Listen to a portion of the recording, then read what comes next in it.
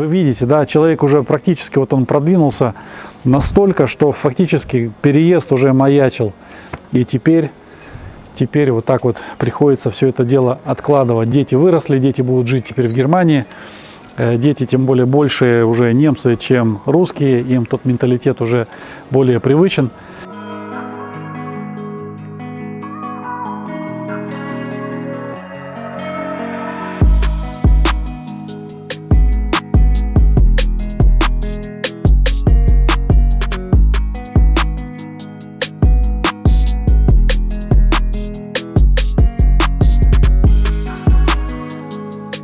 Друзья, всем привет! Вы на канале Жить в России, с вами Влад. Такая замечательная погода у нас, запахло весной. И сегодня мы находимся в поселке Комсомольский. Интересную историю мне сегодня рассказал один из переселенцев. Переселенца зовут Максим, он держит мою камеру. И я попрошу его рассказать эту историю для вас, я думаю, вам будет интересно. Этот дом построен, ну, может быть, не совсем до конца, но фактически вот он в стадии завершительного строительства. Участок 25 соток. Он построен нашим переселенцем из Германии, или который мог бы стать переселенцем в Россию. Планировала семья переезжать, двое детей, да, у них? Получается, да, семья как бы планировала переезжать, немножко с планами затянули, и вся постройка растянулась, а дети тоже выросли, уже поступили в институт. Ну и, получается, по семейным обстоятельствам изменились планы.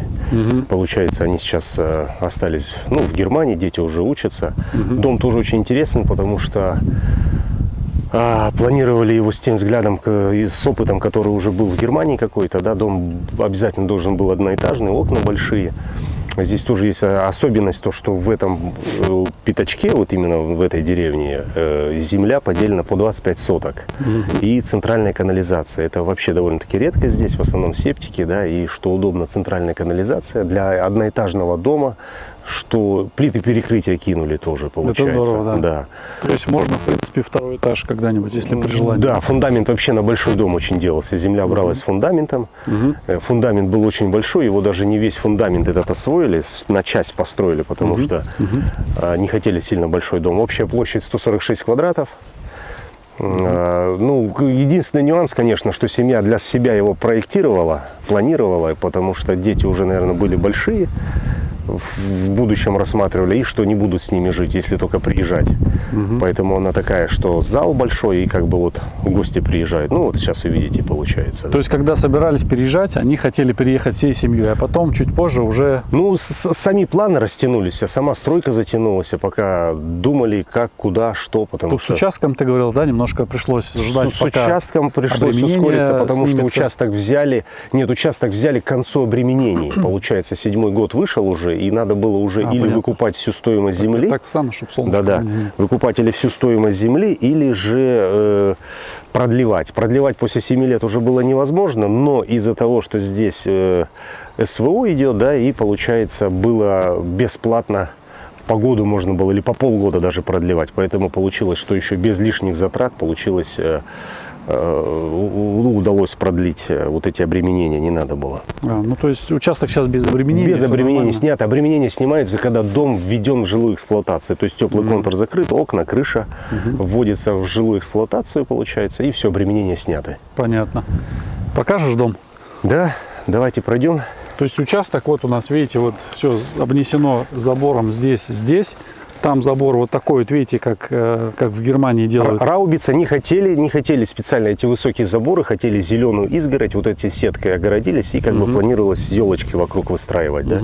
Ну да, здорово. И здесь вот, получается, с этой части отдельно должна была быть баня, ну или какой-то там еще, чтобы отдельно въезд. Может, с этой стороны, да, угловой, ну вот что-то такое, да, летняя кухня, там баня. Здесь отдельно еще колодец сделан для воды, чтобы уже вся подключение всей этой садовой техники и самой бани не надо было никаких технических и документальных менять. Уже здесь с колодца можно легко подключиться. Так, интересно. А как они в Германию приехали вообще? Семья это откуда? Ну, наши переселенцы, русские немцы с Сибири, с Алтайского края, получается, Новосибирск. Ну, имеется в виду, что сама жена с Алтайского края, а муж с Новосибирска родом. Понятно. Так, здесь у нас немножко уже пытались выровнять, да? Да. Участок. Угу. Тут под газон уже что-то вот уже насыпали чернозем, или это родной чернозем? Это, наверное, родной чернозем. То, что вот с фундамента оставалось, выкапывали. Вот такая земля у нас классная в Белгороде. Вообще просто бомба. Смотрите, какая земля. Палку воткни, будет расти. Так, здесь получается у нас вот такой вот шикарный навес. Оригинально сделанный. И это типа кладовки, да? Ну, не Да. кладовка, а как. Да. Ну, садовую технику ставить, велосипеды. Угу. То здесь планировалась дверь. Нет, здесь не дверь, она спереди только дверь, вход, а здесь будет загораживаться. А, да, обычным здесь же будет забором. забор, все правильно, да. Да. Это куда вход? Но это выход сюда, А, я понял, мы оттуда да, пришли. на эту сторону. Все уже аккуратно сделано, по-современному. Так, здесь вот такие вот ворота уже. Я смотрю, молотковая краска, да, по-моему? Но это уже серьезно. То есть такие ворота сейчас заказать тоже будет недешево. У меня такие ворота откатные. Откатные у тебя электрические? Да, от мотора. Так, вот. Дверь уже тоже дорогая, да? Дверь Ну да, уже дверь интересная конечная, такая. тоже она очень прям... Это он здесь в России брал. Да, ее заказывали откуда тоже везли, я сейчас точно не знаю, но он тоже под 1200, да, если не больше. Да, 1250, 100%, да. Интересно. Интересно в чужой дом заходить. Что такое интересно? Не знаешь? А вот что-то я даже и не... Током не бьется? Ну, это электрическое, да?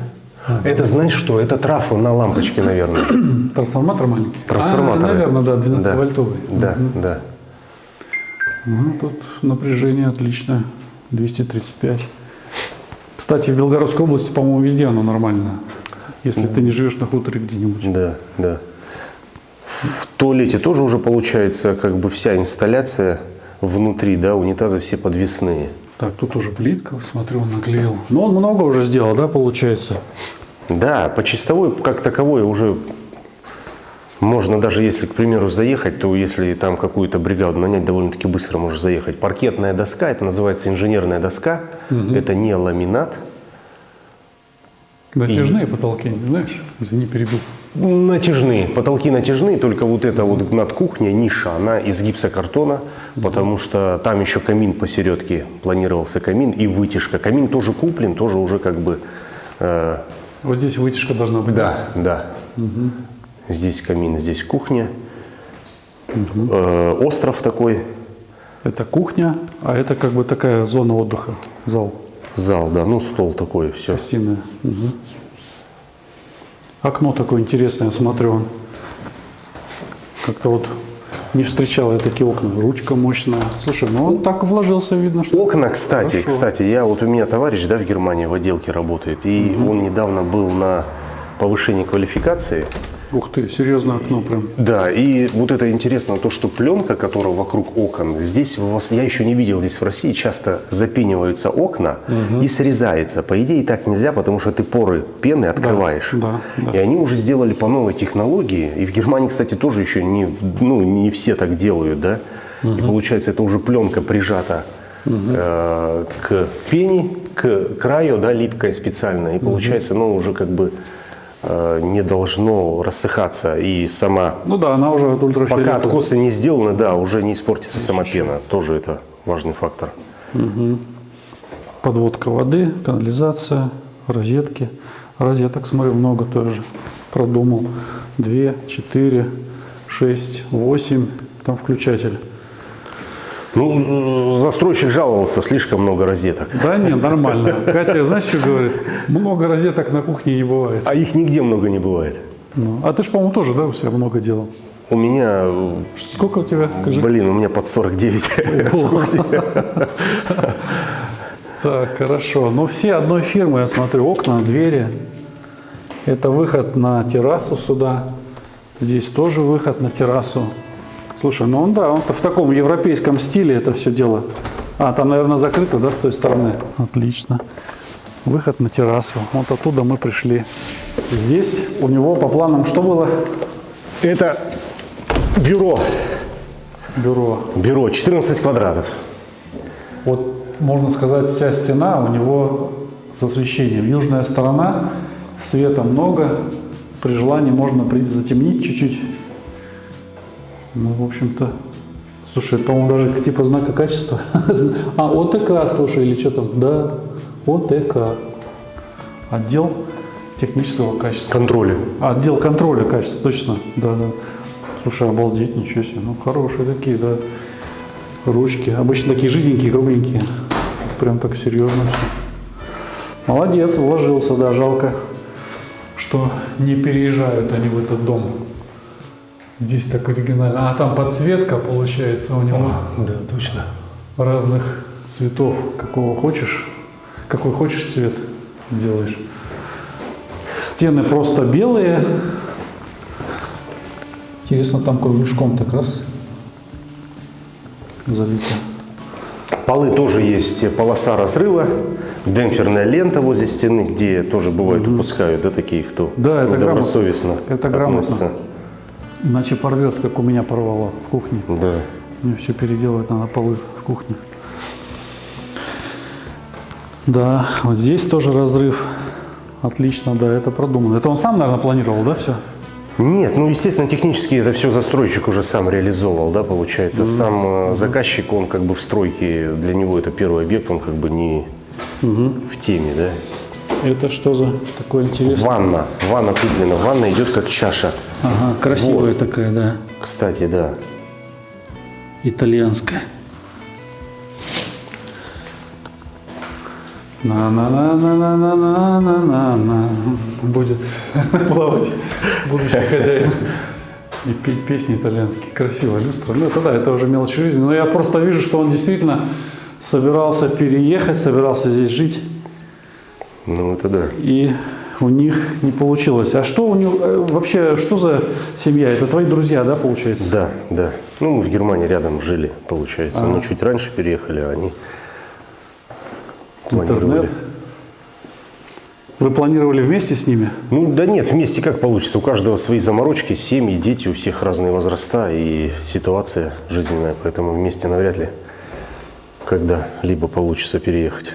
Теплый пол везде? Теплый пол везде. Я смотрю, батареи-то и нету, да? То есть, а он все планировал отапливать.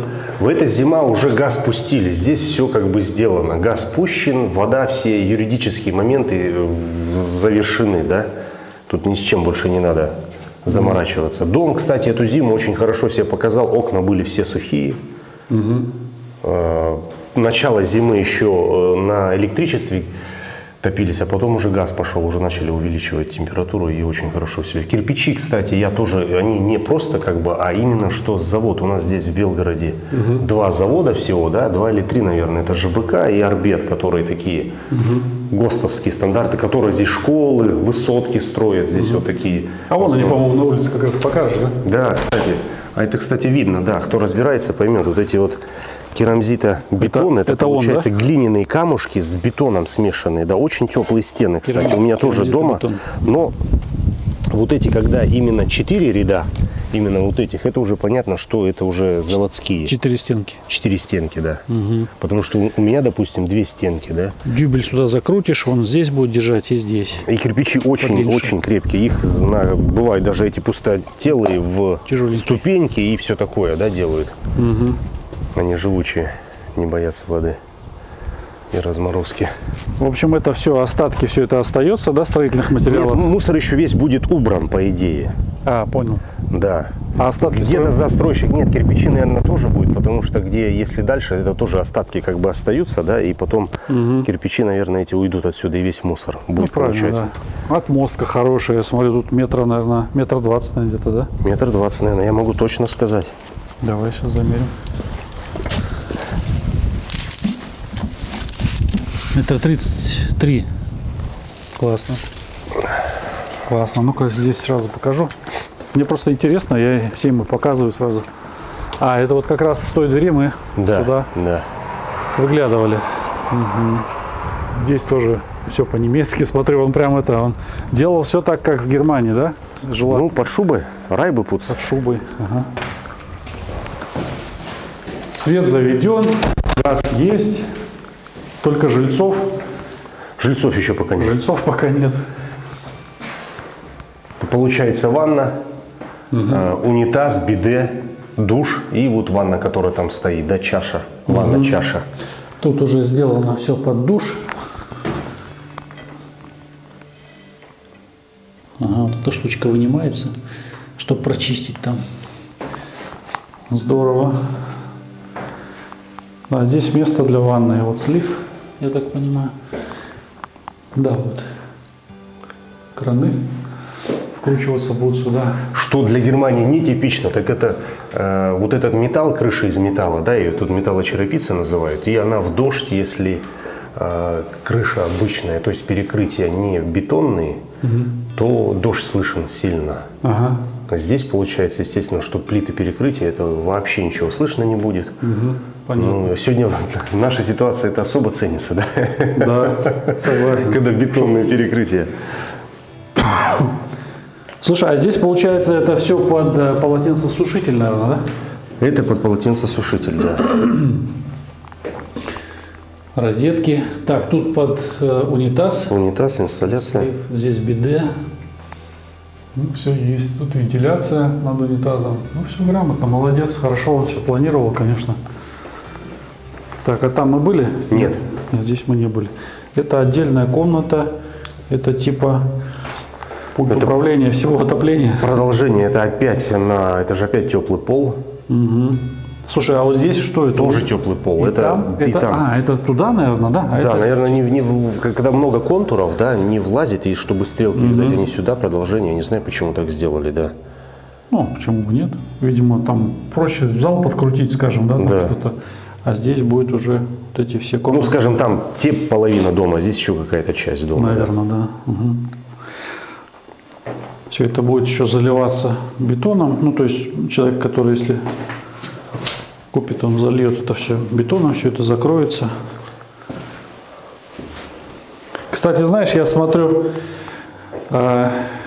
немцы строят под Нижним Новгородом, там небольшую деревеньку, можно сказать, уже построили, едут туда. И вот они тоже вот так же все это прокладывают, все это дело аккуратно заливается, потом ничего нет, ничего не видно, все в полу.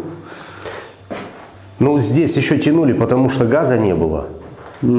И тут еще половина же самого отопления сделана под электричество, что можно было переключать. Эти вот лишние расширительные бачки, ну, вот этот котел, его потом, в принципе, вообще не нужен, его можно убирать.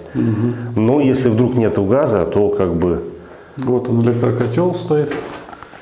То есть отопление возможно и через него, и через газовое, да, сейчас? Ну, через него уже просто бессмысленно, да, через него пускать. Ну, как запасной вариант. Да, ну чаще всего это ставят, пока газ не пущен, чтобы еще было тепло, пока работы ведутся, если в зимний период. И здесь, получается, можно с улицы зайти. Это для чего делали такое? Это специально было, потому что вообще в России очень часто, если дома строятся на застройщика, из-за проекта, из-за газа, делается в кухне, и газовый котел весится в кухню. Потому что проще документацию так провести, и электроварочная поверхность, чтобы тоже газовая была. А если делаешь отдельно куда-то котел в котельную и в кухню заводишь еще одну трубу с газом для варочной поверхности, это усложняет и удорожает сам проект, и сами работы эти трубы видят. И поэтому надо же эксплуатацию делать котла. И когда мастера эти приходят с «Газпрома», они через весь дом проходят. А здесь сделали отдельный вход в котельную, потому что, если зима, чтобы можно было зайти, не сорить с инструментом, в дом никто не заходит, отдельно сзади зашли, обслужили, обслужили котел или там ремонтные какие-то работы, и в принципе все в доме. Короче, все продумывал мужик. Да. А что, почему у него не получилось переехать? Или у них, вернее, все, он говорит, да, Ну, семья, вообще переезд сложен. Это нужно, чтобы консенсус был в семье, да? И семья тоже довольно-таки рано в Германию приехала, в начале 90-х. Прижились, дети уже повзрослели. Получается, пока собирались переезжать, дети выросли, поступили, задружили. И сама целесообразность, наверное, изменилась. Ну, на мой взгляд, Россия такая патриархальная. И здесь, если женщина себя не чувствует уютно в плане материального дохода, да, они боятся, потому что дети, как детей устраивает институт, а тем более, если дети уже выросли, поступили, то вообще становится сложно от детей уезжать, именно мамам, да.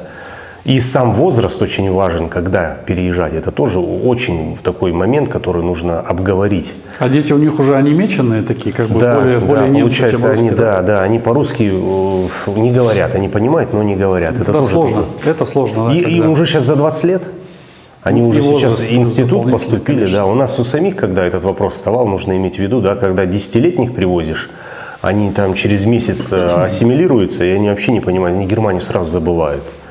А тот опыт, у которых, вот если всех знакомых взять, которые сюда переезжают, если в 17-18 лет, дети некоторые возвращаются, если бабушки там живут, потому что там друзья, если нет языка хорошего русского, да, то тяжело, многие там... Ну да.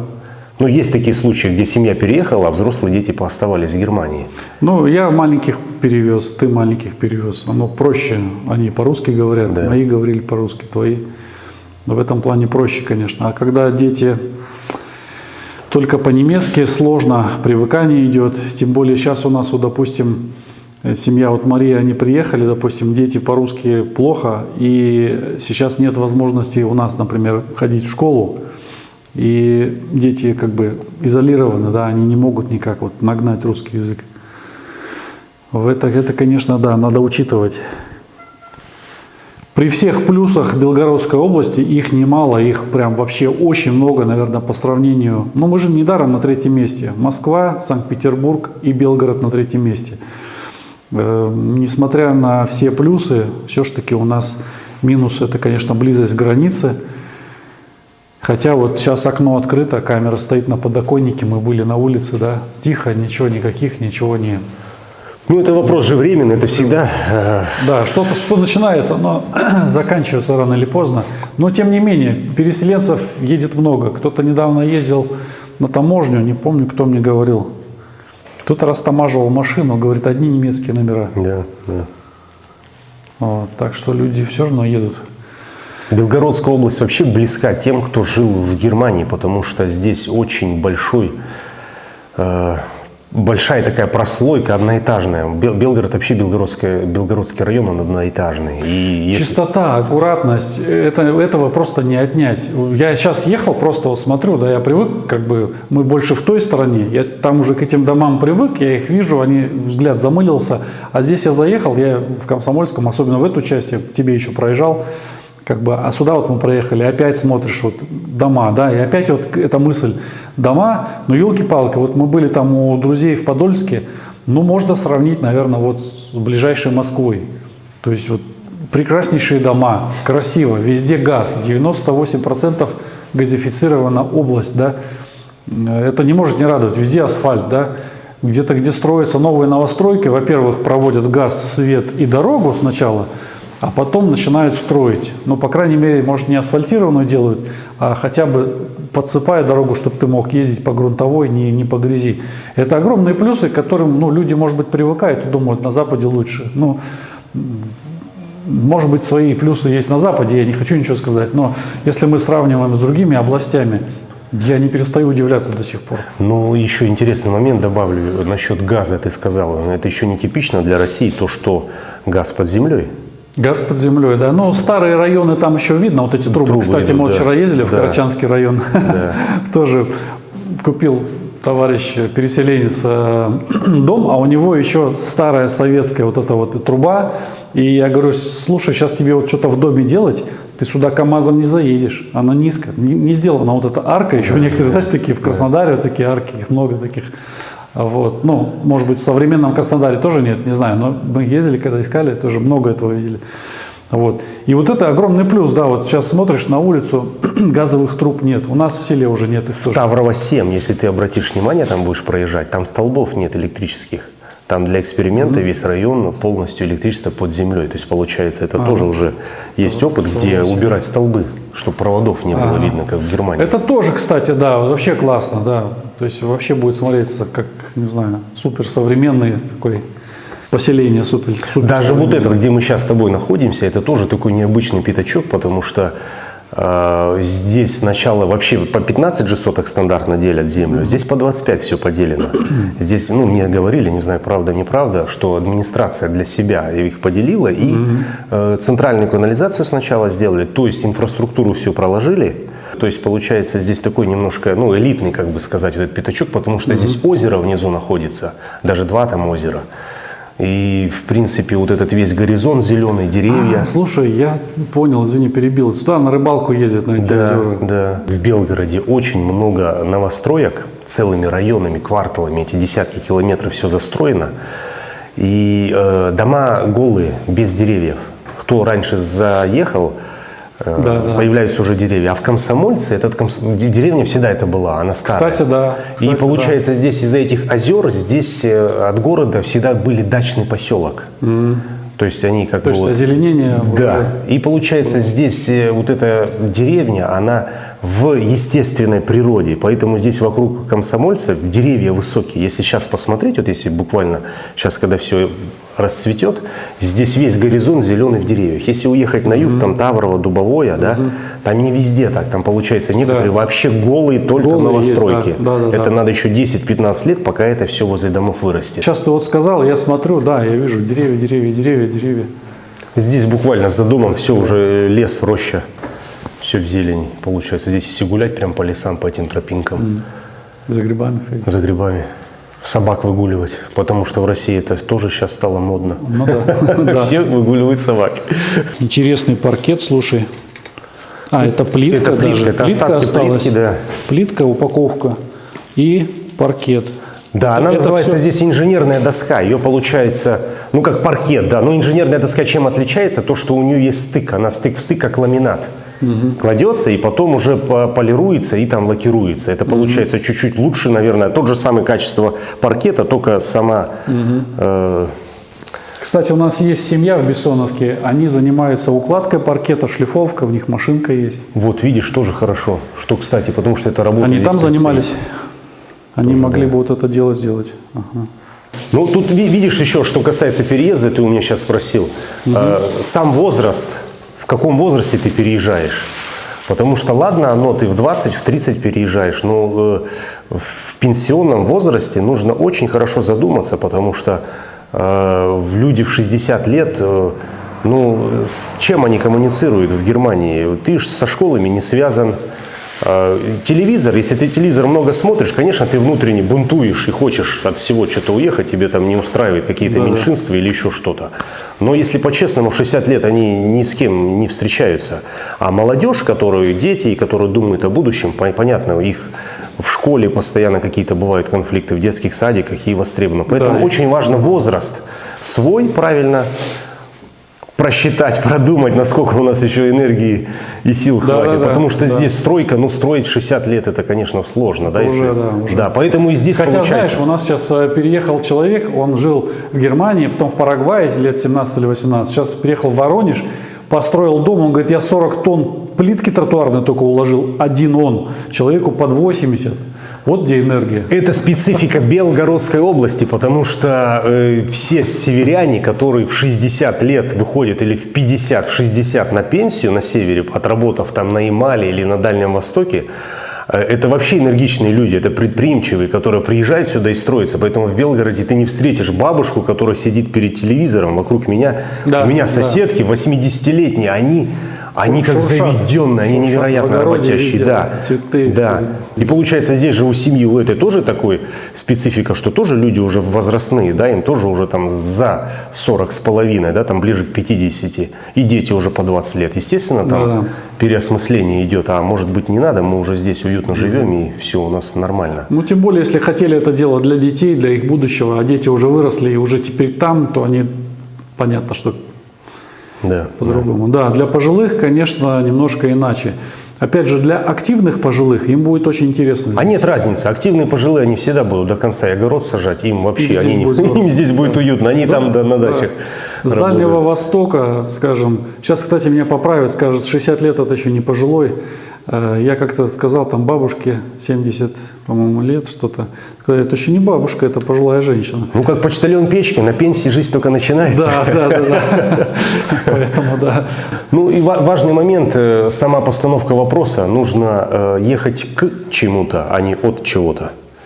Это, наверное, фундаментально, потому что ты тогда не убегаешь, а едешь к чему-то, ты тогда ставишь другие цели, у тебя другая... Хотя были, знаешь, пару семей у нас, они бежали от короны, приехали сюда, и 2 семьи вот так живут.